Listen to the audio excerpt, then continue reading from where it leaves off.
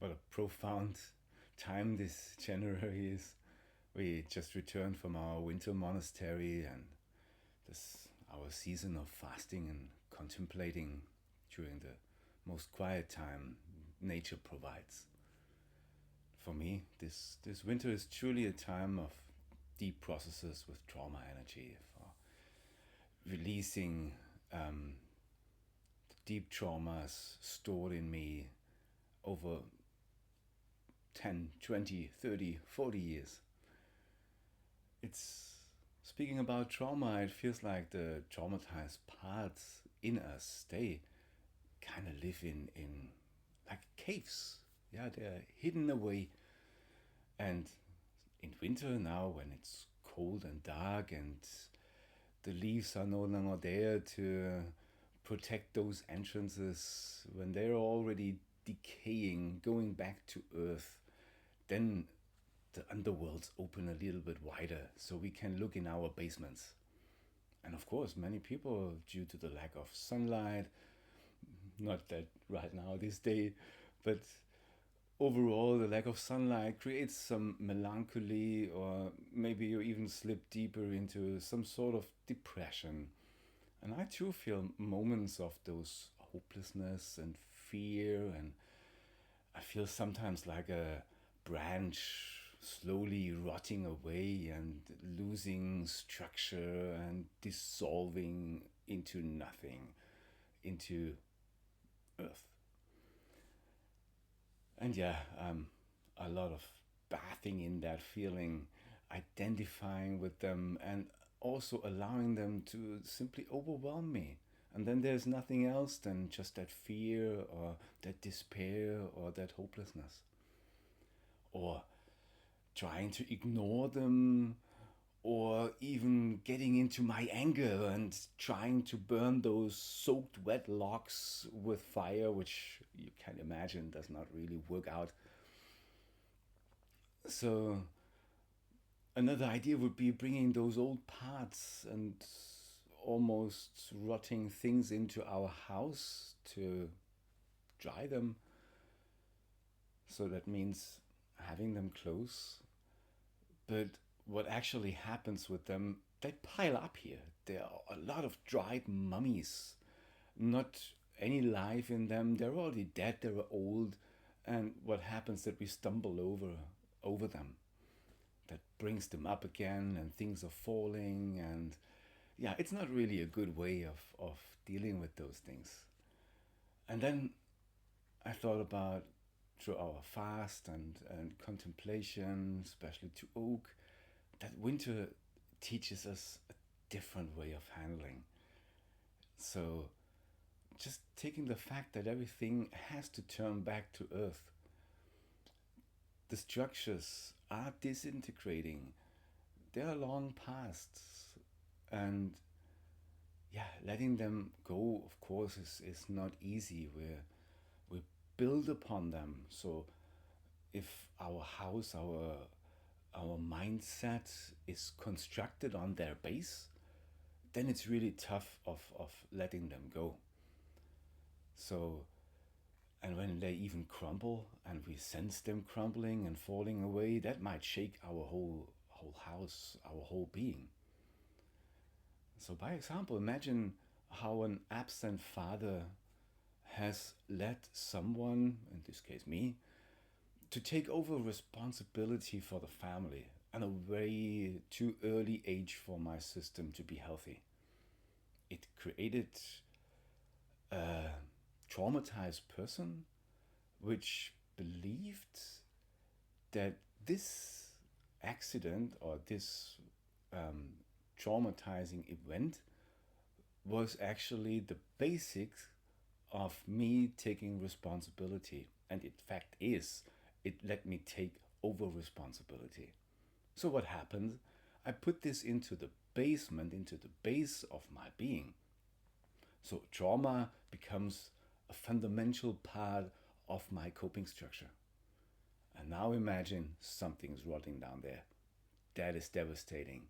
So everything can just fall apart.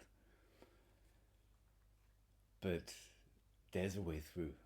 There's a beautiful way through. And winter offers us a gift in a way. It offers us a time where things are frozen, are cold, where nothing grows. So we actually are able to retreat, to come back to ourselves. There's no growth, there's no outgoing. Nothing will work out in that way because it's a time to come back, to come down, to look in those caves or in our basements. So the idea then is to go down there and bring a candle and some nourishment, some good amount of love and care to those neglected parts of ourselves. So we can come back to them and they can come back to us in our lives. And the idea is that they can, how to say, decay some things which we call burdens. So isolating them. So you are the trauma and you are the beautiful part in it. And the trauma energy and the burden it carries, that is the thing which should decay, which should go down, which should go back to earth, which we have to leave down at earth where it can rot and go back. This is a process of time and it needs patience. And we kind of often have to go down there and bring our light down there and bring our love down there and be with them. Just, we know at one point the things will just disappear. And we have the beautiful part, the beautiful small boy intact with us. So, of course, it's easy to say to just go down and do that. In truth, we all have our monsters and those raw, untamed energy down in our base and in our lower chakras, I will say. And some even might sense their presence of the devil himself, or whatever fear, despair, or depression, or whatever that is living there. And it might have some sort of ugly shapes, especially when there comes anger on top. There's for sure no shortcut to that. There's no quick fix, no magical thinking will helping us out because these will be all coping strategies. So today I don't want to teach you a coping strategy. Not that they are bad, they are just helpful as long as the traumatized energy is there. They help us to keep alive, to do our things, to live, to interact with people. Today I want to emphasize that it all begins with recognizing there is some trauma energy within you. And the trick is, for now, to recognize the trauma, to observe the emotional state we are in. So if you are sad or in some sort of hopelessness or whatever you are in, just assure yourself, even if it feels like this is all of you and your thoughts is circling around of getting solutions and the world is colored in dark colors, so that means you see the negative things. Just remember, you are more than that. You're more than what this emotion, what this trauma, what this part of you want to tell you, because you are back into an old energy. You have lived some years on this planet, so I'm pretty sure you know that after the winter the sun will start coming back gradually. There is a way out of it. You are more wise than this small part in you, this child which could not hold the energies, which were simply too young. Just want to remember you that life's potential rests in the seeds, even in frozen earth. So, and love is with you every moment. even if you feel it's absent. It's totally okay to feel like you feel, to think your strange thoughts about this and that and why it is not working. But remember, they are not entirely you. They might feel overwhelming, they might be very powerful, taking all your beings. But first key is to accept that they're here.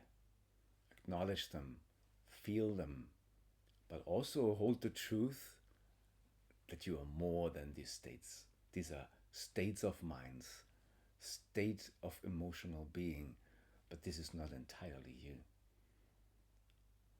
You also can go into giving those thanks, those lower states of mind, a thanks for keeping you grounded, for ensuring you don't go out in those euphoric illusions, which might be hurtful at one point. So, acceptance and giving thanks, being grateful for them to do what they did so long, helping you, protecting you. That gives the first idea of that there is something more than you. Because who is the one who is able to say that? That is laying behind it. That is part of yourself. All those parts are with you, but they're not are you. You are beyond those thoughts. You're beyond, actually, beyond every thought, beyond your feelings, beyond your emotion, beyond your reactions. I'm talking about the self.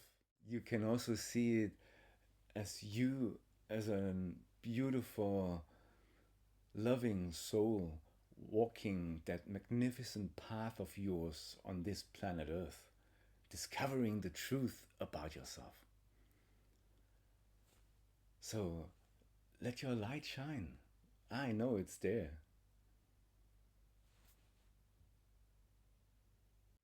And remember, whenever things are overwhelming, becoming much, taking on your whole system, you might ask them to sit a little bit down, because they are not entirely you.